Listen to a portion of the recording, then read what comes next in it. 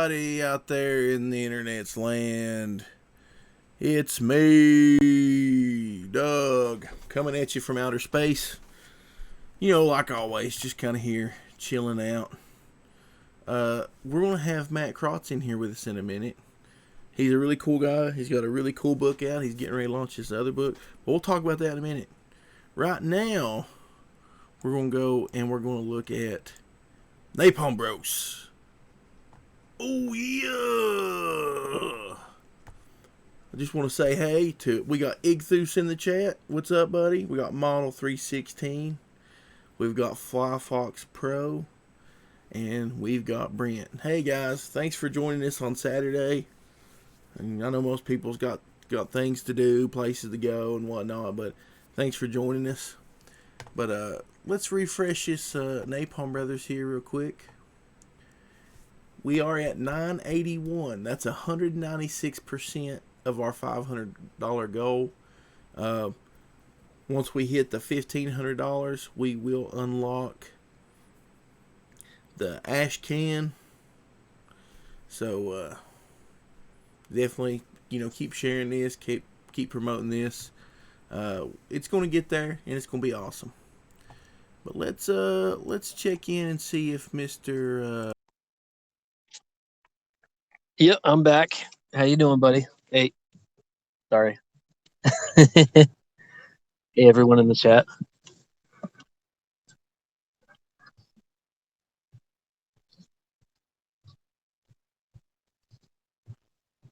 Hey, mic check 1, 2, 3.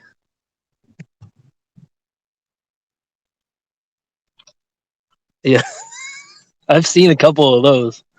Yeah, Tyler or someone.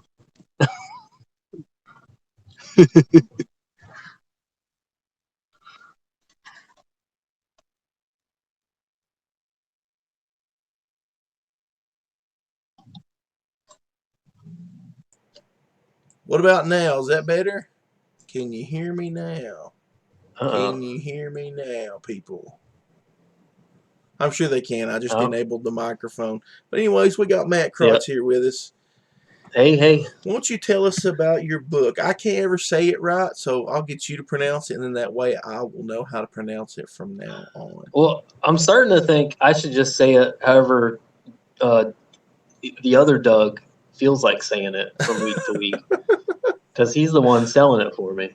I say it's Kyrie, but people are saying Kyrie. It don't matter. And I've learned, like, in a way, like, I had this smart idea that maybe if people didn't know how to say it, they'd think about it a bit more, and then they'd remember it a bit more, and then they'd be more likely to buy it. But I think that's kind of dumb marketing. I should have gone with Napalm Brothers, or some kind of name that people already understand. They might not understand it, but it stands out. It's something different, and even if they can't pronounce it, they'll be like, "Hey, I like that." I just call it the Matt Crotts books. What I call it. Yeah, that's good too. I've got my copy of it right here. Oh, thank you, dude. It's such a good looking book, man. Everything about it is fantastic. Did you do all the art and everything in this? Yeah. Well, it's one of the things I was able to do is chipping away at it by myself. I'm able to, make a thicker book for the same price as what some of these other more prestige books are. To hire like a team, like I can just do it myself, and I can keep the price down, and I can still get it printed. So nice. Which you guys with Napalm Brothers already understand 6 and all that. Yeah. So. Well, I mean, like, for the money, it's a super nice thick book. It's not like a floppy or it's just not cheap. It's not a cheap production in any way. I mean, that's one thing when it got here, it completely blew me away. I had missed the campaign, and I was like, crap. So I was like, hey, I DM'd you. I was like, I want a copy of your book, which it's still in demand. So if people want to grab it, go and grab a copy of this book. It looks really great.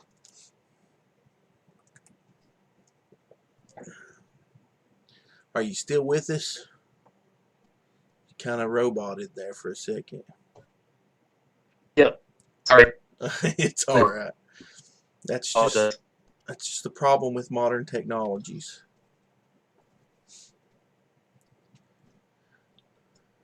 All right, I'm probably slightly better now. Hopefully. Yeah, we can hear you now.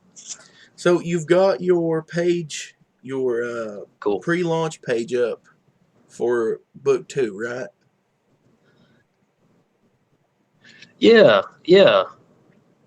And we were talking off stream. Like I got so book 1's in the bag. Book 2 is drawn and everything. I got the files ready, except I've just got like my editor friend who's we're kind of beefing up a few of the action scenes in the middle and the end, and making the climax of the story a bit more, even more action packed than it is. But other than that, it's ready, which is nice. But I don't want to push the button until I until I completely wrap up some financials with book 1. It seems, and a lot of these printers, it's interesting. You work with these printers and they can get you a good deal, but they're used to like several thousand books at a time with their orders, and so they're going after the big fish, and you're just a little guppy to them. So I think they kind of answer your emails last. Yeah. So we're in the green, we're good, or in the black, or whatever it is with book 1. But it's I just want to wrap that up and then figure out a new contract and see if I can get it printed in the States. So I got it printed in China for book 1, and that was a part of the problem. It took like 2 months to ship it, and there's tariffs and all that stuff, so it's better just to print domestic. Yeah, be looking for that. I printed with Mixum Printing, and Yeah. their price was pretty comparable to Print Ninja.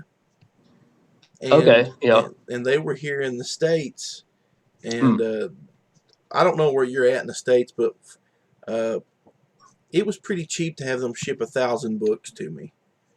Yeah. And for the price, after I bought 1,000 books, it ended up being $1.40 a book because I bought so many. So, okay, that's pretty nice. I was about twice that. Well, your book's a lot bigger than mine. I just got a 24-page book, so. Oh well, yeah. I guess that's a factor. Yeah. But like I'm going to go with them for Legends of the Lone Wolf whenever we get our last bit of artwork in. They seem to have a pretty decent price on their stuff, so you could check them out. And I know a couple others. I'll hook you up with some of their info. Oh, cool. Yeah. A lot of us have been trying to kind of stick together and help each other out, because it's kind of hard when you get going at this by yourself. And I want to see good people succeed. Yeah. Yeah. It's exciting. I feel like there's always been, well, you understand, there's always been an underground scene of sorts with comics, but the ability to learn from each other, like in real time, hasn't really been accessible, I think, unless you just knew a buddy in your town who could tell you stuff. Yeah.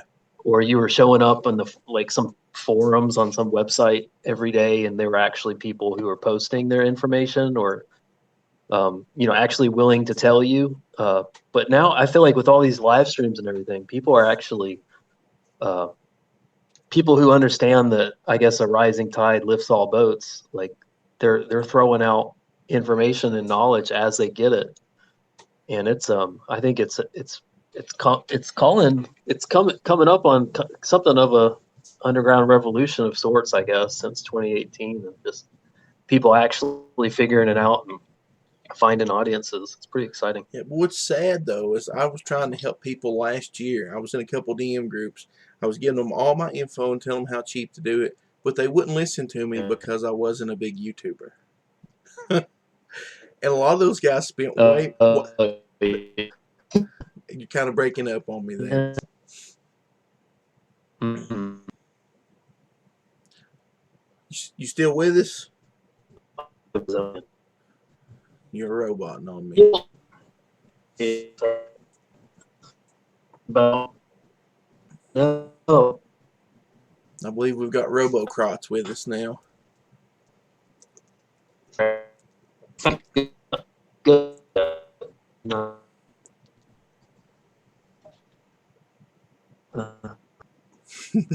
You still roboting on us. Well, This is all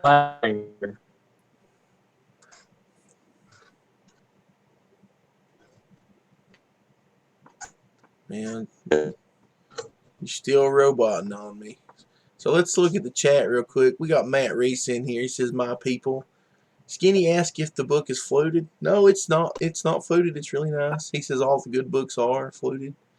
No one says Doug looking like a gangsta space pirate. Okay. Yar, me mateys. Here we got Brent says, "Arr, shiver me space timbers, avast ye dogs." Matt Reese says, "We learned a lot from people from cons." The Needle Mover says, "I learned what not to do thanks to YouTubers." Fox Pro, I plan on reaching out to some of you guys when the time comes to crowdfund my book.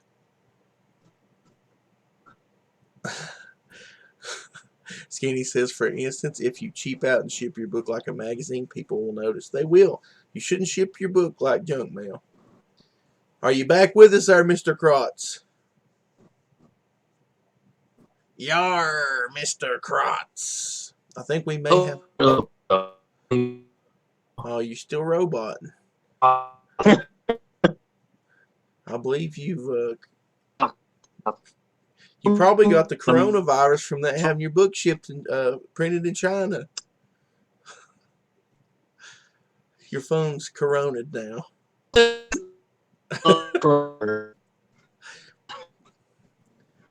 Oh man, Model 316 says, "I don't like that cheap thick paper."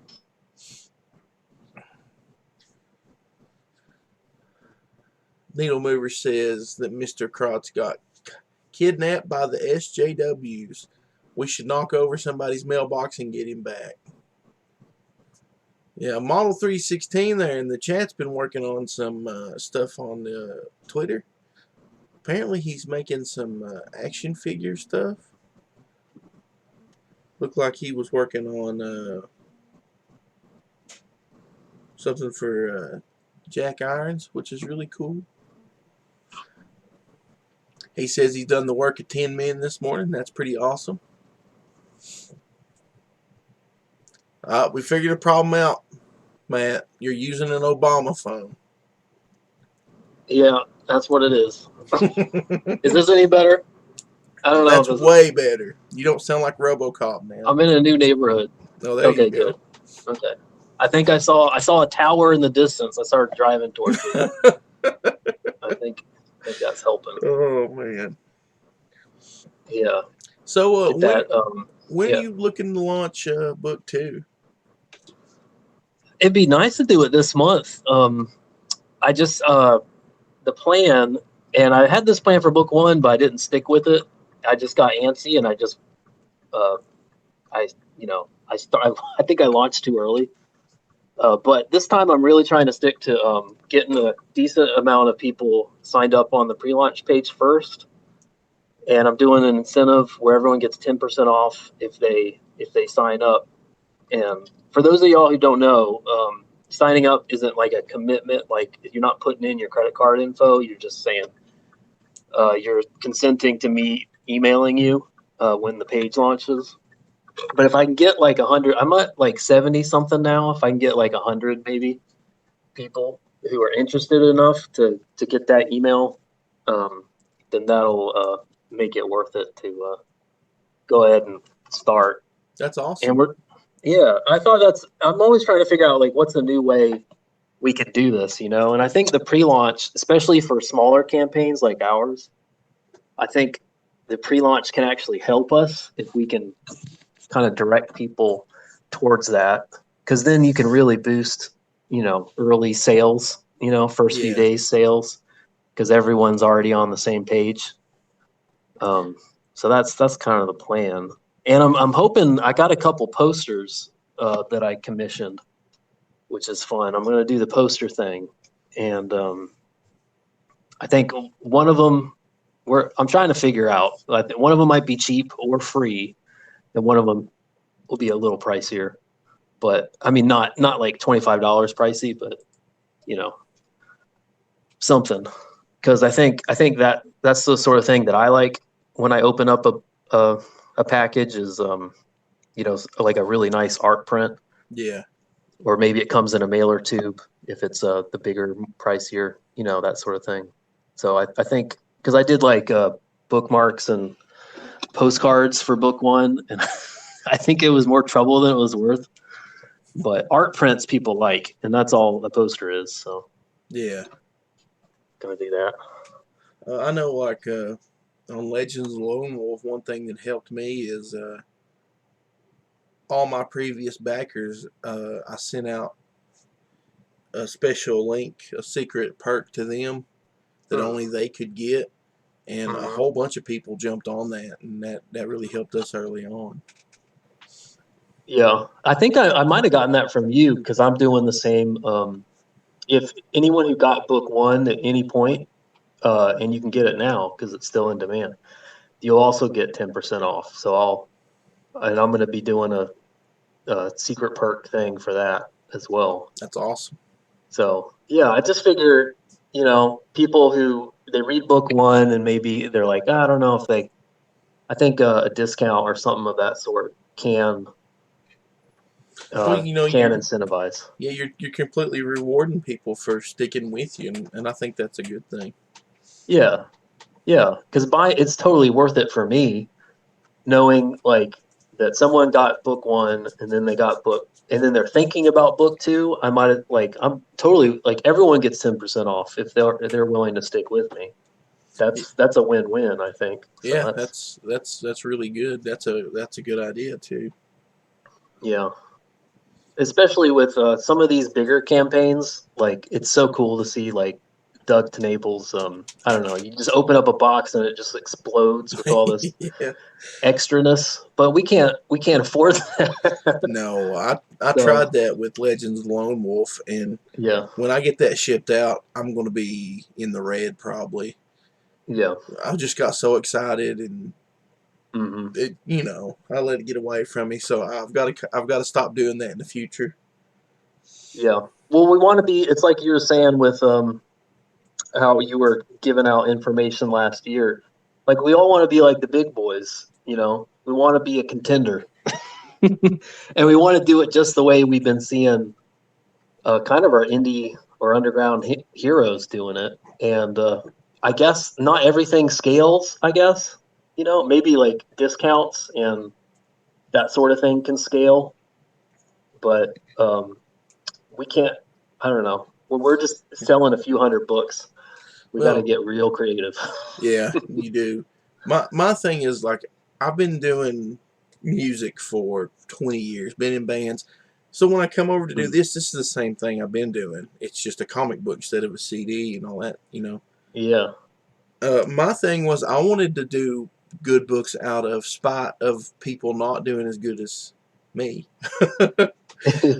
You know what I mean? I'm not trying to be a jerk, but it's like if somebody raises a butt ton of money and their book just isn't that special, I wanted to be able to be like, hey, look, I can make a really nice book for this.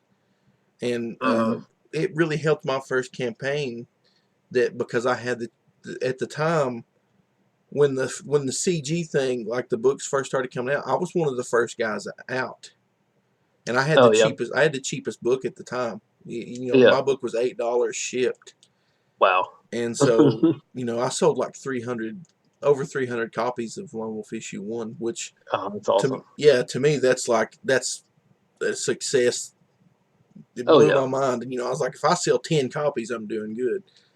Yeah. But I always just wanted to show everybody, hey, I can do it just as good as anybody else, if not better. So that's always Hmm. kind of pushes me. Yeah. Yeah. It's really fun. Like people talk about. Um, I'm not trying to bring drama to your channel or anything, but I guess the real gatekeeper is always the customer's wallet, I think. Mm-hmm. You know what I mean? And at the end of the day, I think the customer is still in control. Today, just as they were in 2018 or at any period, they're still deciding, is it worth this value uh, that they're asking for, And some people say yeah, and some people they check out other campaigns maybe because I don't know if they feel like they've gotten burnt or they just have different priorities. But Yeah. things change and it's natural. No one's being compelled. No one's being held at gunpoint to back certain campaigns. They're just Yeah. But and the what best you can do is just to put the best value out there. exactly? You can't fight with people to buy your book, but you can show them that it's valuable to Exactly. back it. The only problem now though is we're getting people, and I don't want to really dwell in real hard into this. I did a I did an hour-long stream the other day about it. Yeah. But we're getting to the point now where they don't want. We've got a group of people that want to try to block you from the internet. They don't want people to see your book. Mm. They don't want people to see that you've got a good value out there just because you're not in on their group. And it's a ridiculous thing in comic books. Yeah. Like Yeah, that's everybody got to should just, stop. That's yeah, yeah. exactly. It's like you're saying, the only gatekeeper should be the customer. If you can't put out a product people don't like, then that's the only thing stopping you. You shouldn't be Hmm. trying to, take other people out. Everybody should be able to decide what they want to buy and what they want to support. Yeah. Yeah. And I think and 2020 is going to be really exciting, I think, because there's been everyone's fulfilled one book by now. Well, most everyone since 2018, and so everyone can see what the end result is of backing a campaign for the first round. And that's really fun because now people are gearing up or have already launched, second book campaigns and or third, and that's neat because now it's like, okay, I've already seen what I get for my money now. I've held it in my hands, and now I can make an even more informed decision in the future if I want to stick with these guys or you know I've heard about paper weight and book thickness and all this stuff, but now I've seen it, and now I know if it was really worth it for Yeah. the sort of perks they're offering, which is fun. So I think the customer just keeps winning, so much winning, because they're going to keep seeing they're getting a better and better idea of what is actually on the table, and some people are focusing more on quality books, and that's going to keep showing. That's the long game. Just keep making quality books, and I think that's how you gain more attention in the long run. Maybe not in the short run, but in the long run. Yeah, I agree. Like for me, what I've decided and what's probably going to work best for me from now on is having the book completely done before we launch Mm. any campaign Hmm. and having it ready to go. You know, Hmm. I don't want any delays. Like with Legends Lone Wolf, we've had a couple delays. When you've got, it's bad enough when you have one artist, but when you have a group of like 5 or 6 artists, there's going to be delays. And Yeah. I got a little too ambitious on that. But from now on, I've learned I want the book completely done. I want it ready to go. And then, like with Napalm Brothers, Six has that book ready to go. So all we're doing as soon as the campaign's over is just shipping books. Uh, It's beautiful. yeah, That's beautiful. We could that's afford to get like when everyone was getting off the ground running in 2018, we were launching campaigns before we had more than a few pages done. And that was still fine because everything was so new. But I think this competitive marketplace, I mean, people obviously would prefer a book that's done than one that isn't. yeah. Well, And see, like that's fun. Now you got a lot of motivation to just, wait a few more months before you launch, so you have more product to share exactly. and it's more of a guarantee. Well, one thing that helped me was now that have established myself with Lone Wolf issue 1, more Hmm. people were ready to work with me. That before I had to hire the artist and pay him up front, and I paid for half the book out of pocket, and if he hadn't cut me a break and wait till the end of the campaign for me to pay him the rest of the money, we'd probably still be waiting on Lone Wolf issue 1 to be finished. But Mm-hmm. like when Jeff stepped down from Lone Wolf, he was working on like 3 projects at one time, and that's a lot of work for an artist. So Jameson, he did a story in Legends of Lone Wolf, and I was like, hey man, would you want to do Lone Wolf issue 2? And we got to talking about money, and we decided just to collaborate on it, and whenever we get done, we'll split whatever we make. Yeah. So I mean that works great for both of us. We can get the book done, and then other people have actually approached me about working on stuff, and with the same kind of offers. So it's working out better now than it was at the beginning, because I didn't have anything I had to prove myself. Yeah. That's awesome. Yeah, I'm not like you. I can't draw my own book. I could, yeah, but nobody would want you it. got a challenging situation there. But I guess you're better off. Well, it's interesting because I have a theory that most writers are actually pretty good live streamers, and one of the great things about you is that you can really just kind of pop on these live stream shows and you can talk and you can entertain people probably better than the average artist, probably better than the artists that the good talented artists that you've hired. So it's kind of like you are like multidisciplinary, I guess. You know what I mean? Yeah. That seems to be the case on average. A writer is a good live streamer, and so they sell more books. So You wouldn't believe how much I hate going on live streams. oh no, are you serious? I like doing my own. I don't really have to talk very much, and when I invite somebody on, then they're my guest. But I hate being a guest. Like, Yeah. I don't know, man. I have real bad anxiety and stuff. You can't. I Oh, know no kidding. nobody believes it, because I get on here and I'm Yeah. completely wild or whatever, and I just kind of got over that. That's like I played music forever. I could get on a stage. We'd play shows. Biggest show ever played is probably 200 people there.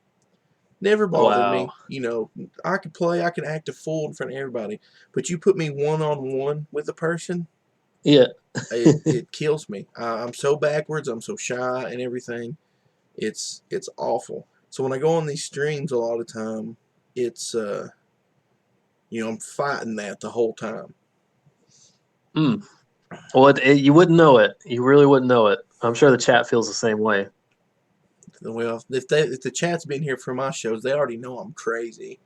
I did the show yesterday. I don't know if you saw the picture, but I did a show yesterday where I went to YouTube and opened my stream until it was like all the way back through there. It was like, I thought you photoshopped that. That's no. funny. You did that live? Yeah, I did that live.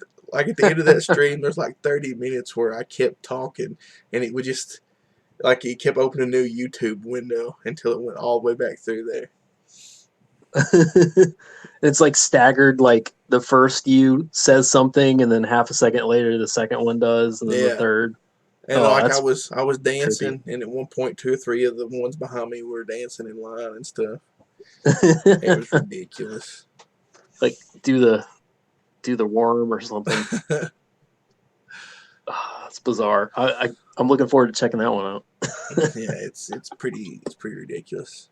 And I always say I'm going to do a short stream today. I'm going to keep it short, and I end up streaming for an hour and talking about nonsense and Yeah.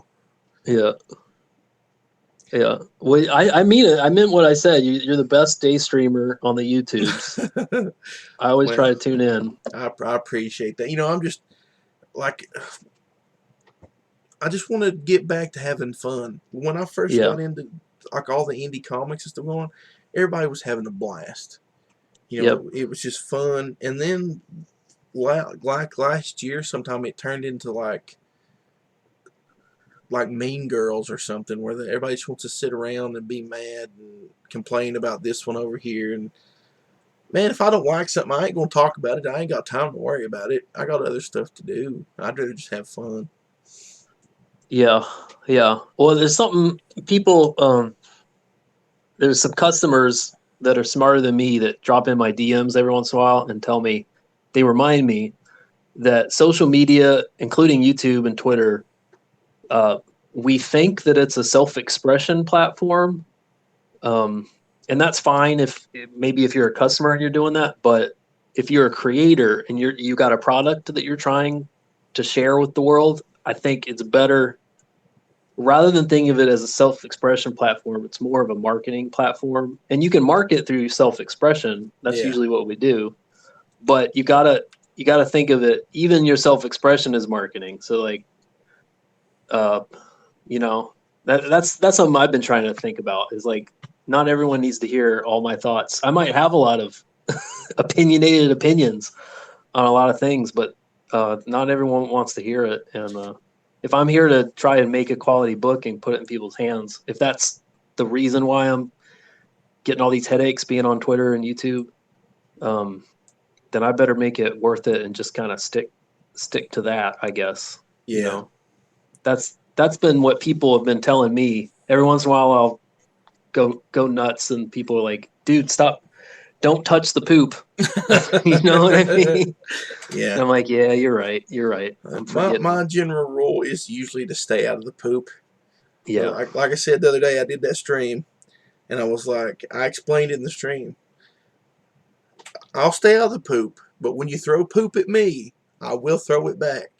So, yeah. that's That's it. not it's not a bad idea. Yeah, yeah. Well, I don't know. I haven't had a lot of poop thrown at me, so I probably can't give you.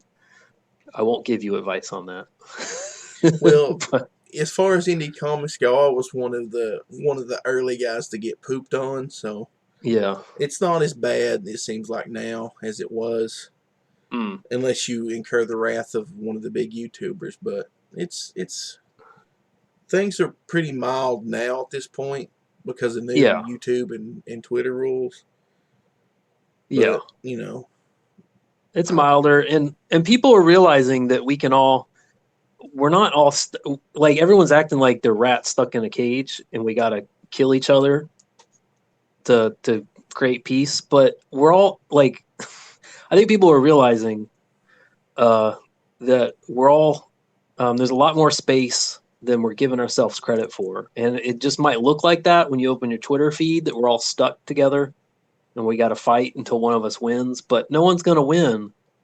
uh the only way to win is just making quality books, yeah, and just go ahead and spread out. You don't like someone, well then, if I don't like someone, I'll just mute them and keep making books, yeah. I and mean, life goes like, on. there's a whole universe out there. Find your corner of the universe and Yeah, just chill. yeah, If yeah, somebody says something, I've had a bunch of people make fun of me and say, "Well, Doug's stupid" or whatever. I just do like you said. I either block them or mute them, and then I go on. I yeah, don't worry about what they say. And what's yeah, funny is the ones here lately, when they start attacking you and doing things, all it does is give a boost to your product. Uh, Six has been attacked the last couple days. People making up stuff about him, and you know what? yeah, We've had an explosion. We've had like 10 or 11 backers like in one day just over that nonsense. yeah. I don't understand what was going on with that, but it's nice that he's getting support. It sounds like the doxing thing is a hoax, and for that I'm glad. But he seems like a cool guy anyway. So He is, yeah, and that's one thing. Like, what's funny about all that though is he has no access to any of that information, and he yeah, doesn't want any access to it because he just doesn't care. yeah, yeah, yeah. And he's figuring out, just as a side thing. Um, I've seen several people outside of the U.S. say like, "Hey, how do I get in on this?" And it looks like I'm kind of stuck because I can't get on Indiegogo. And I think Six is kind of forging a path. He's kind of gonna show people. Yeah, I Um, mean, that's the yeah, whole thing. He was like, "Hey, would you help me do this?" And I'm like, if you see his artwork and it's like, man, why would I not help this dude? yeah, He's got a crazy style. And what's funny is I'm not going to say who yet because I'm waiting until they're ready to announce it. But I've got a couple more guys, and I'm going to help them launch Nice. their book sometime this summer, probably. Oh, cool. Yeah, it's a lot of fun. Pretty much, Yeah. and I don't want anybody to. I'm just waiting for somebody to accuse me of exploiting people for money. But we've already talked. Me and Six have already talked about money. Pretty Yeah. much all of his money's gonna go into making his next book. And the other guys I talked to, out of the profits, after we print and ship the book, out of the profits, they told me I could have 20%. So I was like, let's go Oh, for wow. it. That's not Yeah. bad. No, no, no. That's really generous, especially considering those creators are still marketing and doing streams. It's not like you're carrying the weight for the project. You know what I mean? Like Yeah, Six is out there in his own right yeah, too. So that's nice. Yeah. That's lovely. See, that's what I'm talking about. Like people are spreading out and they're saying, I don't need to just watch at most half a dozen YouTubers and then try and copy what they're doing and then realize that I don't have the right income or the right market or the right story to actually replicate that. You know, people are saying, you know what, I got my own thing going on, my own market, my own kind of peculiarities of the project, and I'm going to solve these problems, you know? And that's what's really cool is you guys are solving a problem that other people don't have, you know, and you're doing it successfully, which is cool. yeah. And one thing that kind of inspired me as of late, we've got Tonic Mole in the chat. This dude, he talks about underground comics all the time, and he totally changed Yeah. my perspective. I'm like, Hmm. there is indie comics, and indie comics are cool, but I'm Yeah. okay with being underground comics. I'm okay with being on the ground on the floor level. I'm okay with Yeah. being Luke Cage in a world where there's Iron Man and Spider Man. Yeah. Yeah. So I love that. Yeah. yeah, Yeah. It makes you more nimble in a way. Like you can dodge things. Uh, um, you can kind of switch tactics, I think, faster, I think, than these bigger folk can. You know, they're steering Titanics and you're kind of zipping around in a jet ski. yeah. And Well, there's a lot to be said for that. it kind of leaves things open too, to where like we can do small black and white books, we can do whatever, Yep. to where like a lot of these guys, they're so big that if they don't do this big full blown book, everybody's gonna be Yep. disappointed. Yep. Yep. Yeah. Yeah. And you can still make it profitable. It's cool. Like you can give someone a $10 book and blow their minds. And yeah, it's almost like you kind of have to give people, I think you kind of have to do this prestige sort of price point and value in the book, I think, when you're real big, which is fine. I mean, that's just a different thing, you know. But now everything's riding on every single package being like $100 value. Yeah, And that's a big, you know, more money, more problems. And those yeah, guys got more problems than we do. I don't necessarily want those problems. You and I, we both got day jobs, and you know, yeah. we're not trying to make a living with this. No, I have So no, I have no delusions where I'm going to become a millionaire selling comics on the internet. yeah, yeah, yeah, that's fine. There's a few people who can do that, but it'll always be a minority. It'll always be a few people who can do that, and most people like us are just going to be, um, you know, hustling on the street corner part time in between shifts, and that's fine for me at least. Yeah, I mean, well, that's another thing I liked about the underground comics thing, is on that level, everybody else, we're not. One thing I need to realize is I'm not competing with people like Richard C. Meyer and Mike Yeah, Miller. Those guys are on a whole other level. yeah, All that's a whole other level. I'm not competing with that. I'm down here at the bottom. I'm like, hey, you want a cool $5 comic book? Here's your cool $5 comic book. yeah, yeah. Uh, And yet you're still able to offer them like, hey, you want to hang out at 1 p.m. on a Saturday, and I got a space background, and we'll just hang out and talk comics. Like you're yeah, still offering them that too, which yeah, is cool. Which is what the big guys do, well, some of them they'll live stream, and you can hang out with them. But you can give them that much. You can give your chat that much value too, which is fantastic. But then again, you can turn around and do a smaller print run, faster, more efficiently, and there's a lot to be said for that. One cool thing too is like on this level, you find where I'm at, I don't want this to sound the wrong way. I don't have to have the greatest artist that ever lived to work with. Yeah. I'm okay with having somebody like me. Nobody knows who I am as a writer. I've got no big projects out there. Nobody's gonna pay me a bunch of money to write a book for them. So I'm okay with using an artist who's trying to make a book. Might not be the greatest artist in the world. They might not be perfect. I'm okay with using people like that. I'm okay with trying to help somebody. They're helping me and I'm helping them at the same time. Just make a comic book. Yeah. And we're doing it because we love it.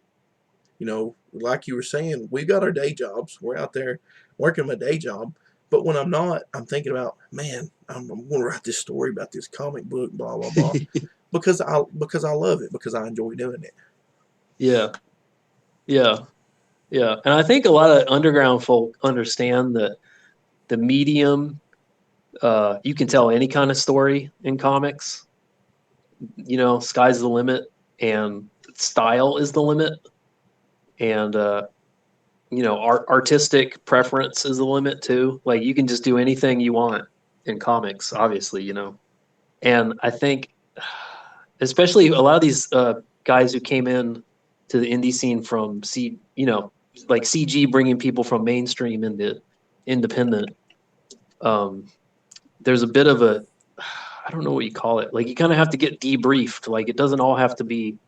You can tell indie superhero stories like Mike Miller does, where you can do like most of these CG guys are doing, and just tell any kind of story. And you also don't need any kind of art. You don't have to get superhero type artists to do stuff. It just has to be a style that's cool, that makes sense when you read it. It doesn't confuse you, and looks good on the page. That's really it. And there's any kind of, there's as many styles as there are artists for the most part. And so that's pretty exciting. I think it probably took like a year or so for the CG, like people coming out from that to realize, like I don't necessarily have to get like a Mark Silvestri type story for it to be quality. You know what I mean? Like that's great if you can afford it and if you can do it. But if you got a different approach, like that's cool too. You can still have a great time and get value from the comic. I'll tell you something. I'm not going to mention any names. A lot of people in the chat know who I'm talking about. But I went on a stream with a guy who was a professional artist, and he had a show where he would promote books. Yeah. And before the show went on, he told me that my comic looked like an indie book, and it didn't look like a Marvel or DC book, and he pretty much ripped it apart. And after the stream, I was kind of proud. I was like, I'm glad this doesn't look like a Marvel or DC book.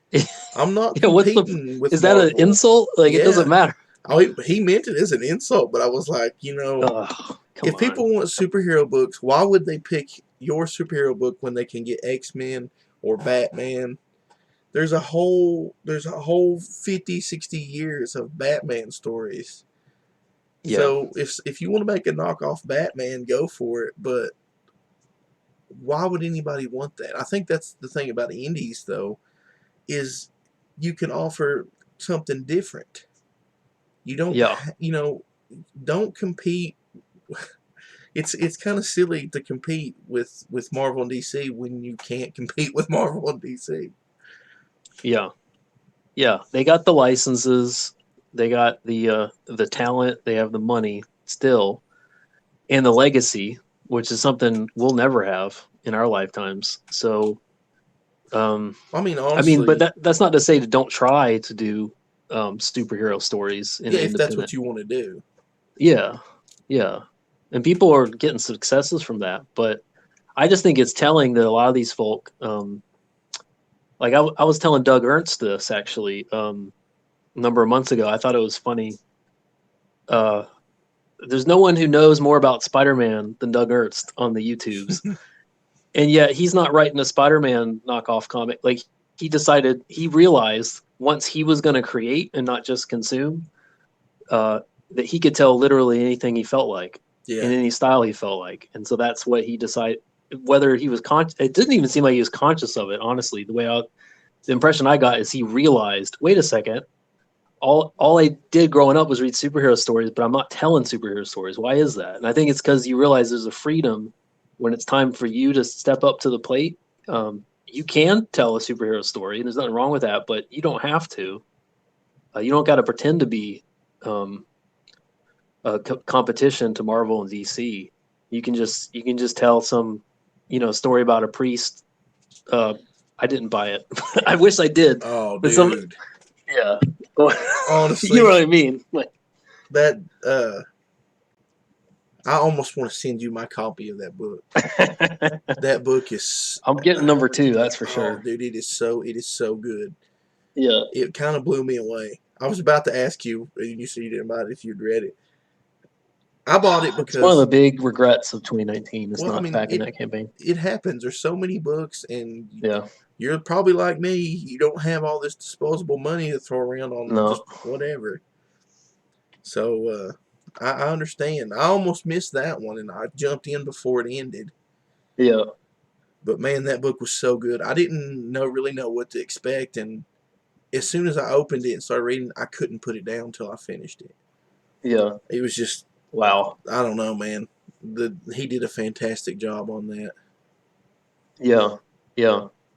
And that's what's great. One of the great things. I gotta go in a minute, but I'll leave you with this. Like, it's one of the great things. I have been on streams where I've trashed superheroes as a genre, and I don't think they deserve that. I should walk it back a bit, because one of the things that superheroes as a genre historically have taught people, I think, is quality, like heroic storytelling, and I think Doug Ernst has embodied a lot of that, I guess, in his life and in his writing. So he knows how to take those principles like just solid heroic storytelling, and then apply it to a new, just almost invent a genre in a way, and then tell that sort of quality through that new genre that he's kind of forging for himself, Yeah. which I think is really cool. And I think a lot of comic book people have grown up on quality stories, and now they know how to expand the market, I guess, and make indie stories thrive, because of superheroes. So I guess they're still indebted to that legacy. You Well, I mean, know? I grew up, man, on Spider-Man and Batman and Yeah, in Ninja Turtles comics. sure, sure.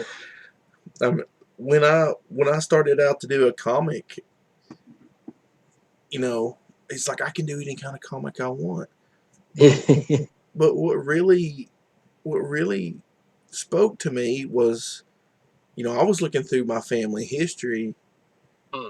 I don't know why I just got really into that. Looking back, and there's a guy here in town, and he's got a database that traces family histories back. Oh, And cool. I traced my family history back to this guy who had married a Cherokee princess. And once I Wow. researched their story, I was like, man, I would love to take that and kind of make a character like a what if type thing. Like, what if we Hmm. lived in a world full of monsters and whatnot, and Yeah. this was his origin. But it was so weird that that's what I was impressed to do. Mm.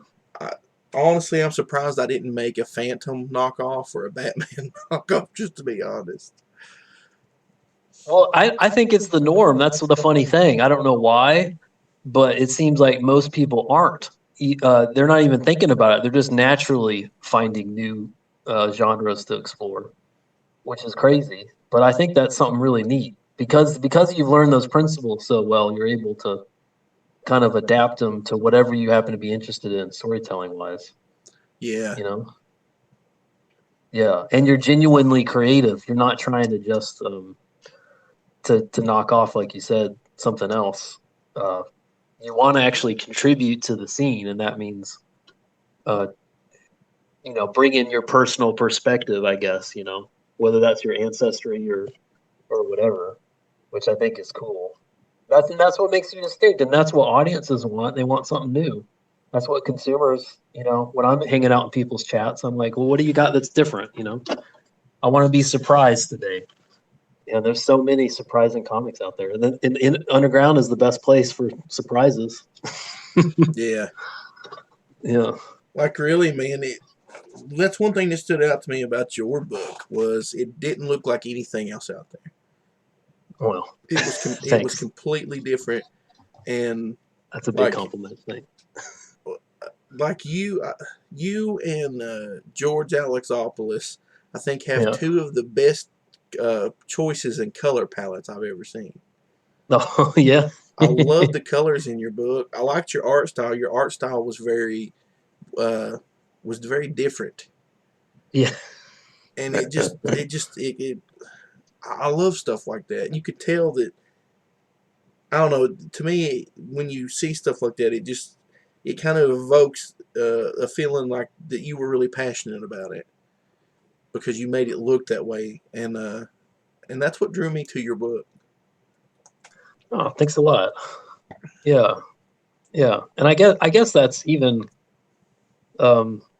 like being new to superhero stuff. I've learned, like, being an outsider growing up, just reading different kinds of comics.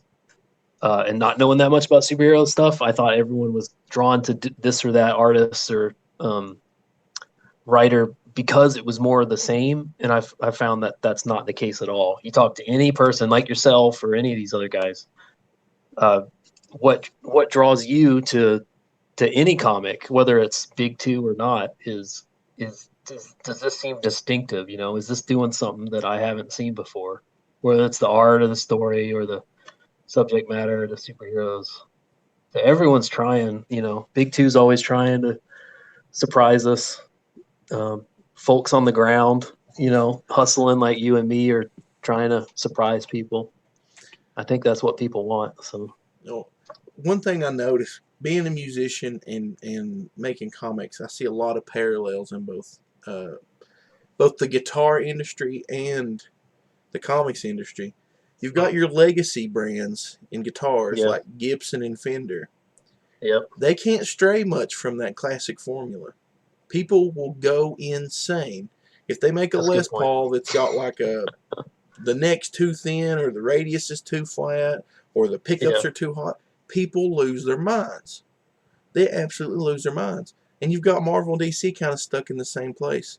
If they do go too far this way with Spider-Man or too far this way with Iron Man, everybody loses their minds. And so in a way, I feel sorry for them. They can't really, they don't really get the freedom that they deserve. I don't believe. Yeah. Or they got a lot of creativity within a very set framework. They got a lot of boundaries they got to honor and respect, a lot of them, and then they can just play. They can have their little sandbox within those boundaries, I guess. But we're just hanging out. It's the Wild West out here. Yeah, it's frontier land, and that's what's fun. There ain't no one telling you can't, you can't run your shop the way you feel like running it. And people are right. There's a lot of bodies along the way, unfortunately. But it's the freest market out here, what we're doing. And we're learning. It's hard knocks, but we're learning. It's exciting. That's why I'm thrilled about 2020. Everyone's had a few rounds in the ring. I'm throwing out all kinds of metaphors. I'm sorry. Some of us gotten beaten up. Some of us have won a few rounds, but now everyone's going in for round 2 now, and it's a thrill. Yeah. Hey, I gotta go. I think my wife's texted me like 7 or 8 times, and I'm worried. Last time I tried to text while being on Streamlabs, it like knocked me out. So I didn't want to leave you. Well, it's all good, man. Goodbye. I appreciate you coming by, and thanks for letting me on. Really good time talking to you. Yeah. I figured you're a cool guy. I've been hanging out in your chat. for a while. So it was cool to have a chat. So thanks. Well, you be careful, and I'll talk at you later. Yep. Talk to you later. See ya. So let's look at the chat there. We got all kind of people in the chat. We got Fly Fox Pro, Tonic Mole. We got the Mutt Man in here. He was asking about the Space Beard. Space Beard's back. Space Beard only appears when I'm not talking to somebody. That's just how it works. But old Mutt Man in here. I've been seeing plenty of updates on his on him and Macho Dan's book, Hero, and I cannot wait to get that book. That book is going to be awesome. It's got good art, it's got good colors, and it's got to have a good story, I can't wait to get it. I'm excited about that book. I've been looking for that book for a long time. Tonic Mole in the chat is about to launch his book, Saving the World, and it's got like a 90s indie vibe to me, and I'm excited to see what he does with that. We got Igthus in the chat. We've got the Needle Movers is still here. Cassidy Blonde was in here. What's up, Cassidy Blonde? Model 316. Bean was here. No one's here. Brent was here. Brent says, get divorced, work for me. I've never been married. I come really close one time. Glad it never happened. And at this point, even if I got married, she'd have to have her own house, and I'd hate to subject somebody to all the craziness that I go through, because I'm insane. Oh man, but yeah, that was good talking to Matt, and he's got. Let's pull up. We got Napalm Bros here. Let's see if it's 981 right there. Let's see if we've went up any. We went up to 982. Yeah. If you back this and you want to add a pin, I sent out an update. We added the 1-inch pins in the add-on stuff. You can go and you can buy a pin and we'll just add it to your order. No extra shipping, no anything. Just cost $1. So there you go. But let's go do a look here. Let's look for Matt's book. Right there it is. Here's book 1. Now what you want to do is you want to follow that. It's a great looking book. I'll copy this. I'll post it down here. Let me cough real quick. Oh man. There's the link to Matt Crotts' book. Go check that book out. It's a really great looking book. He's about to launch part 2. And he also will have a sign up. See, there you go. Get it for $20. Look at this artwork, man. Absolutely gorgeous.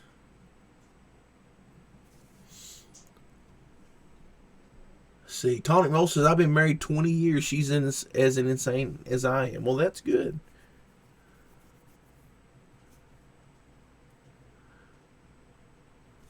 Yeah, we're getting close to $1,000 on Napalm. But check out Matt's book here. These colors are great. Like I said, his choice of colors and his art style was really something different. And I was compelled to buy this. He's a really good guy. He's got his head on his shoulders. Makes good art. Definitely somebody that you need to support. So go check that out. I'll post a link in the chat. Good stuff. Man, I've been streaming for over an hour. We got 11 viewers. You guys ain't got nothing better to do on Saturday? Oh man. Oh man. Oh man. Oh man. Oh man. Oh man. Eric Hawkins in the chat talking about being married and unmarried and married again. I'll probably never get married. I'm okay with living here by myself with a dog. Me and the dog, we have good times. We just chill, keep it real. I'm okay with having a girlfriend every once in a while, going out and doing stuff, but I'm pretty content with the way things are. Tony Mole says he ordered Matt's book just a second ago. Beautiful book. It is a beautiful book. It's fantastic.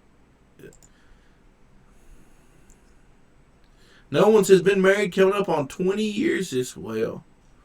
Man, 20 years. 20 years ago. How old was I 20 years ago? 15? I was 15. Muttman says, what's up with Axel? He's laying over on his bed. I think he might be asleep. You sleeping? No, he's just chilling. We went outside this morning and run around some. And he got to play in what was left of the snow. It's about melted now. Tonic Mole says, find a wife that can make comics. That's the key. Man, where I'm at, all we got around here is bunch of crackheads and women that's got like 4 or 5 kids with 4 or 5 different baby daddies and stuff like that. And like I said, I'm such a neurological mess in my brain. I got brain problems. I'm crazy. I got real bad anxiety. So it's probably best that I just kind of leave everybody alone. Just talk to you guys on the internet. Plus, I just, like I said, I'm just content. I just don't see myself getting married. I did, like, maybe, 10 years ago when I was in my 20s. There was one girl I thought I was going to marry, but it didn't happen, and I'm okay with that. Completely okay with that. So, yeah, I got Axel. I don't need no woman. Me and Axel go on adventures. We go ride around in the Buick, go to the store, we drive through the field. Me and him's going to the beach here in in May. Eric Hawkins, that might be the key there, buddy. He says find a wife that can make biscuits and gravy. That's right. My man says it'd be tough to keep a wife in space. It is.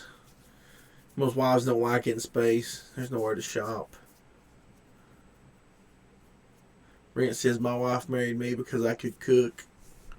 Man, I can cook. I'm a good cook. I'm an excellent cook. Oh, man. So, if you've not been watching the show through the weeks, so far we've got Monday, we got Macho Monday.